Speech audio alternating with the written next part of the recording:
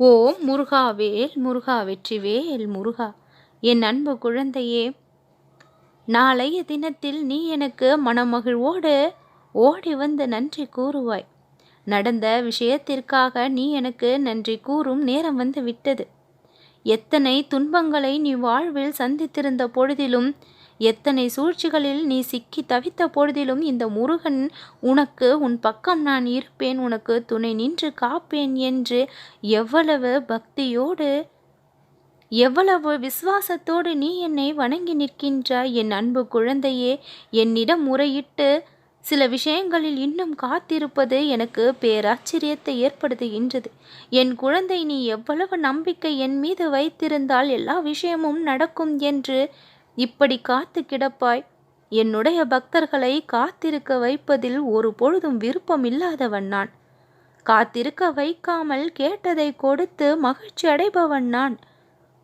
காத்திருக்கக்கூடிய விஷயங்கள் இன்னும் நடந்து முடியவில்லையே அப்பா முருகா, தவறேதும் இருக்கின்றதா நான் நினைத்ததில் என்று உன்னுடைய வேண்டுதலின் மீதுதான் நீ சந்தேகம் கொள்கின்றாயே தவிர, அந்த நொடி கூட இந்த முருகனின் மீது நீ துளி கூட சந்தேகப்பட்டது இல்லை.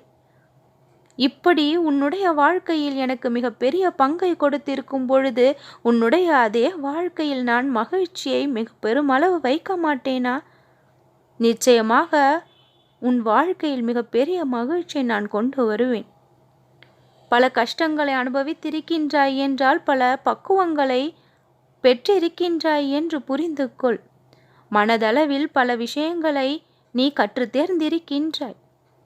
கோபம், வெறுப்பு, விதண்டாவாதம், ஏமாற்றம் இவற்றையெல்லாம் சந்தித்ததால் உன்னுடைய கட்டுப்பாட்டை நீயே பல நேரங்களில் இழந்திருக்கின்றாய். உன்னை கட்டுக்குள் கொண்டு வந்து செய்ய வேண்டிய விஷயங்களை பக்குவமாக செய்யும்படி உனக்கு நான் ஆணையிட்டதால் பல விஷயங்களை பக்குவத்தோடு செயல்பட்டு வெற்றியும் கண்டிருக்கின்றாய். நிதானத்தோடும் நம்பிக்கையோடும் கையாளக்கூடிய விஷயங்கள் எப்பொழுதும் பெருமளவு வெற்றியை தான் பெறுகின்றது. நிதானத்தை இழந்து நம்பிக்கை இழந்து செய்யக்கூடிய செயல்கள்தான் தோல்வியில் முடிகின்றது. என் அன்பு குழந்தையே, தேவையில்லாதவற்றை யோசித்து உன்னுடைய மனதை பாரமாக்கிக் கொள்வதை விட்டுவிடு. மனதை அமைதியாக வைத்துக்கொள். எதற்கும் பயப்படாமல் கலங்காமல் இருக்க வேண்டும் என்னுடைய பக்தர்கள்.